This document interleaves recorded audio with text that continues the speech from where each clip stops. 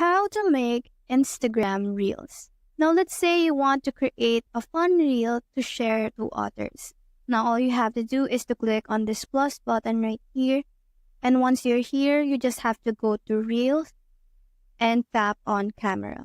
You can also click on your camera roll and choose one of the videos or photos that you have. Because I'm here on camera, all I have to do is to capture a video, which is right here. After that, all I have to do is to hit on next.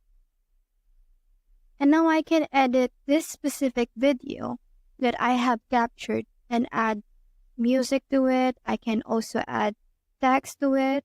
I can add stickers if I want to.